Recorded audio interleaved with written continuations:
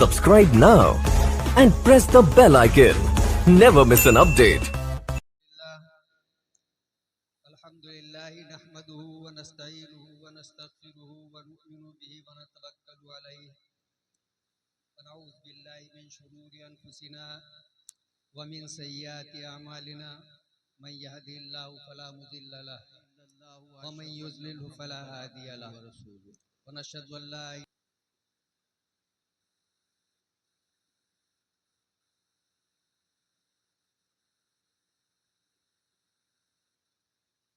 कुन्तुम Khaira उम्मतिन उखरिजत लिन्नास तामुरून bill मारूफ व यनहौना अनिल मुनकर व उलाइका हुमुल मुफ्लिहून।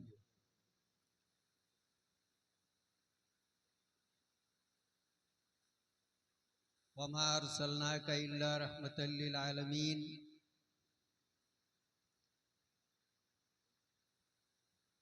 वमा खलक़तुल जिन्ना वल इंसा इल्ला लियअबुदून। इस पर बैठे हुए उलमा इकराम और शोरा हजरात, पंडाल में मौजूद बुजुर्गों, नौजवानों और छोटे छोटे हमारे बच्चे और बासमत ख़वातीन व हजरात, मैंने कुरान के 3 मुख्तलिफ हिस्सों से कुछ कलिमात आपके सामने बयान किए।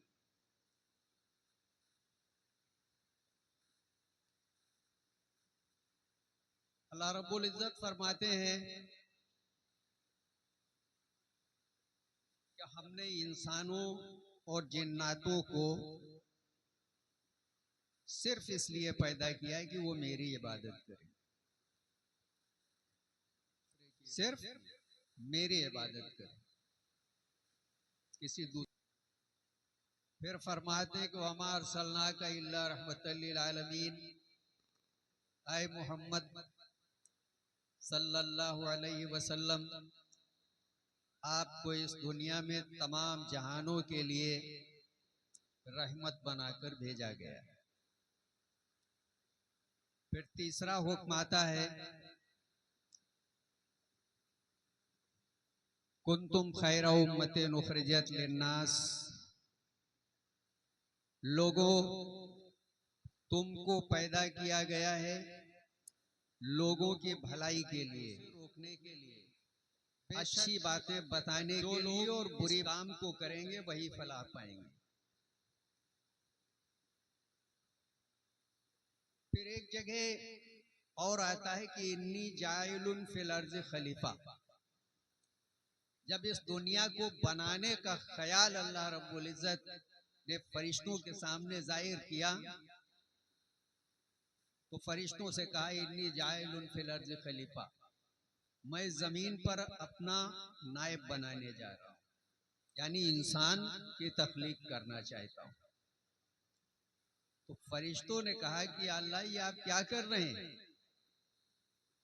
आप इनको बनाएंगे और ये जमीन पर फसाद पैदा करेंगे, ये जमीन पर झगड़े करेंगे।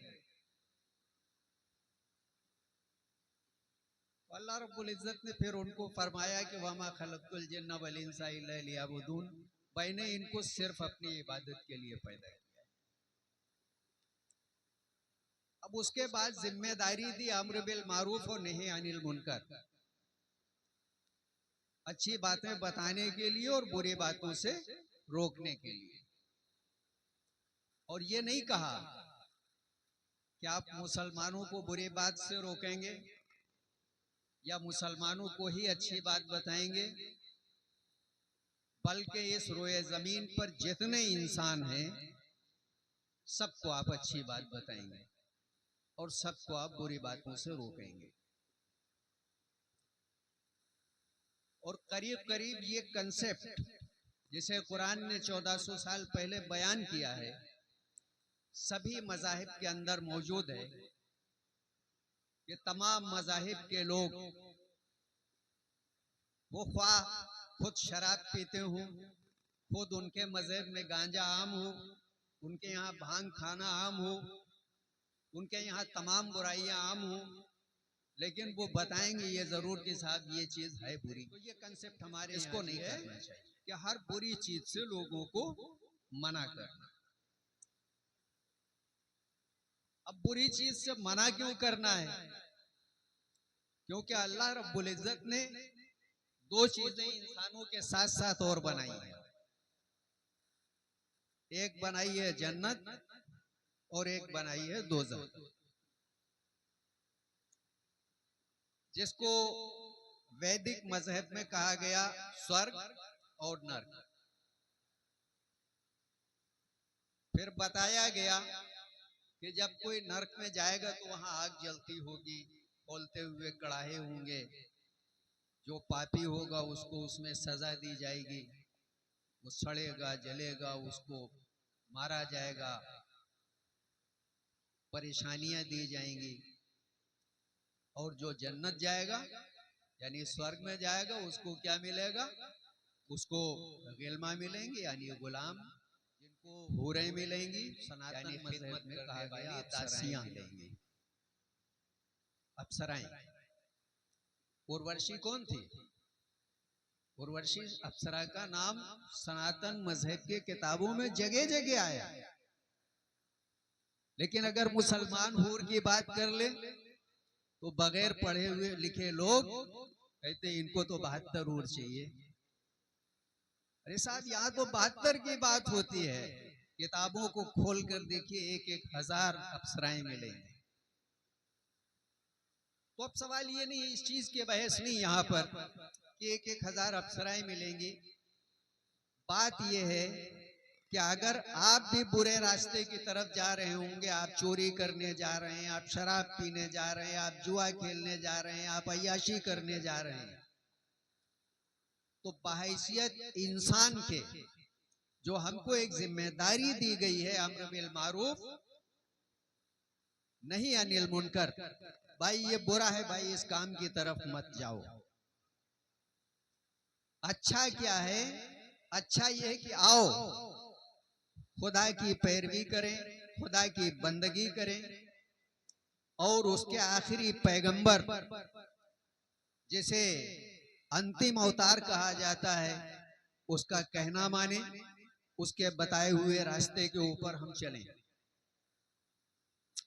आज जो मुल्क के हालात बन रहे हैं और मैं समझता हूं कि जानबूझकर बनाए गए, ये सियासत बड़ी गंदी चीज है। इसने मुल्क के हालात को बड़ा मुकद्दर कर दिया, इतना खराब कर दिया कि लोग बहुत गंदे हालात बना दिए गए। जबकि पूरे कुरान में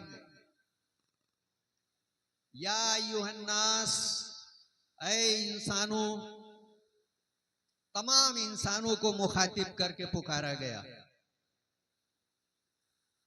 तमाम इंसानों की खिदमत करने के लिए कहा गया, तमाम इंसानों को अच्छे रास्ते की तरफ चलने के लिए कहा गया। और यह भी बताया गया साथ साथ कि तमाम इंसान एक माँ बाप की औलाद है। कुरान और तमाम अहादीस की रोह से बताया गया कि सैयदना आदम अलैहिस्सलाम इस दुनिया के सबसे पहले इंसान हैं जिनको अल्लाह रब्बुल इज्जत ने मिट्टी और पानी से गीला, एक मिट्टी और पानी को सान कर एक मरतूब बनाया और उससे एक पुतला बनाया और उस पुतले के अंदर रूह फूंक दी। जब रूह फूंकी तो उसके बाएं हिस्से से थोड़ी सी मिट्टी या थोड़े से हिस्से को निकाल लिया और एक और पुतला बनाया गया और उसमें रूह डाली गई, उससे अम्मा हव्वा तैयार हुई। यह मुसलमानों के इस्लाम का कंसेप्ट है। अब जरा चलते हैं अपने हिंदू भाइयों की तरफ। हिंदू भाइयों के यहाँ भी बताया गया, 2-3 चीजें हमको मिली तलाश करने से। अभी 4 दिन पहले मैं किसी पुराण को देख रहा था, उसमें था कि शिव जी को मिट्टी से ईश्वर ने बनाया, फिर उनके बाएं हिस्से से उनकी वामांगी को बनाया। वामांगी कहते हैं बाएं हिस्से से निकालकर बनाई गई औरत, महिला, और फिर वहीं से संतानोत्पत्ति होती है और वहीं से और हमको मिलता है, पड़ती है। कि ईश्वर ने मिट्टी और पानी को गूंद कर उससे एक प्रतिमा बनाई, उस प्रतिमा में प्राण डाले और उससे वामांग से कुछ हिस्से को निकाला और उससे जो है एक महिला की तस्वीर मूर्ति बनाई और फिर उसमें प्राण डाले। तो पुरुष को कहा गया तत्पुरुष या स्वयंभू और महिला को कहा गया शत्रुपा। तो आप कान को चाहे उधर से पकड़ लीजिए और चाहे इधर से पकड़ लीजिए, और जब एक माँ बाप की औलाद है तो पता ये चलता है कि सबका खून एक दूसरे से रिलेटेड है। अभी कोई साहब का एक स्टेटमेंट आया था 2-3 साल पहले, उन्होंने कहा साहब कि यहाँ के बसने वाले मुसलमान अपना डीएनए करा लें, सबके पूर्वज हिंदू निकलेंगे। मैं कहता हूँ डीएनए यहाँ के मुसलमान ही क्यों करा लें, पूरी दुनिया के लोग डीएनए करा लें, सबके माँ बाप एक निकले।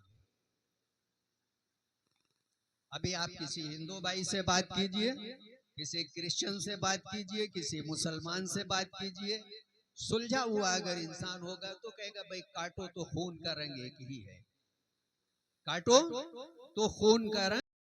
Subscribe now and press the bell icon. Never miss an update.